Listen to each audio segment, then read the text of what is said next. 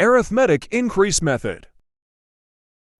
Hello students. So today we'll be discussing in brief about a different kind of population projection method, which is also called population forecasting or population projection. So now coming to the three different kind of population forecasting method.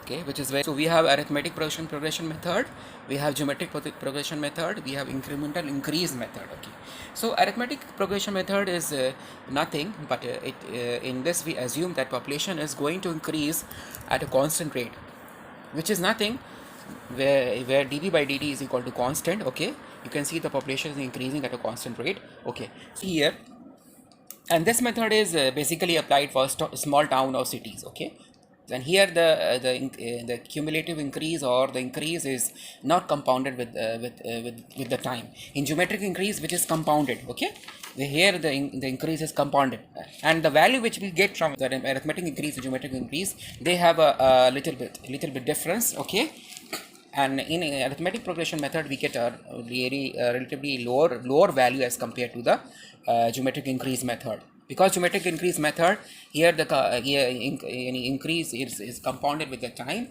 and also it is used for big town or cities, which is relatively increasing at a higher rate. Okay, now here what we have to do while solving the question, we have to make three columns. Okay, in the first column we have to put the year, in the second one you have to put the population, and the third there is another term coming up which is nothing, which is incremental increase, and I will show you how to calculate these values. Okay, you can see in the second column we have the population. Okay, so here increase in population is nothing but the difference between these two values, which is 28,000 minus of 25,000, which is 3,000. Okay, subsequently the second value is nothing but 34,000 minus 28,000, which is 6,000, and 42,000 minus 34,000, which is nothing, 8,000, and 47,000 minus 42,000, which is nothing but 5,000. So we have how many values here? We have 4 values. Okay, so x bar is nothing but the total sum of these upon 4. Why 4? Because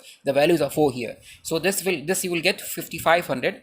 So let me check for all of you. This is nothing but you can see the values plus of 5,000. So this is 22,000. So divide by 4. So this value is correct, which is nothing but 5,500. Okay, now coming to the formula is very simple, where Pn is nothing but the population after n decades. P naught is nothing but the population in the last column. What the population is, we'll be checking this one. Okay, so whatever the values we'll be getting will be in relation with the last value, the last population value in the column, last value. Okay, now n is nothing but the number of decays, x bar is nothing but whatever the values we got from here. Okay, from the third column.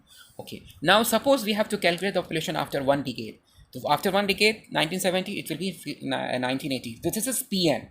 Okay, now now our P naught, we know that this is 47,000. So this is 47,000 here, and n is equal to 1 into x bar. X bar is nothing but 5,500. So the value is 52,500. Okay, now subsequently moving on to the population of the 2 decays, this is nothing but we know that P naught is again 47,000 plus 2. Why 2? Because n is 2 here. So this value will be 58,000. So we can check this value is 47,000 plus 2 into 5,500. So this you can see is 58,000, and subsequently population after 3 decades is P 1970 plus 3 into x bar, which is nothing but 47,000 plus 3 into x bar. X bar we know from the last section we calculated, which is nothing equal to 5,500. So which is 63,500.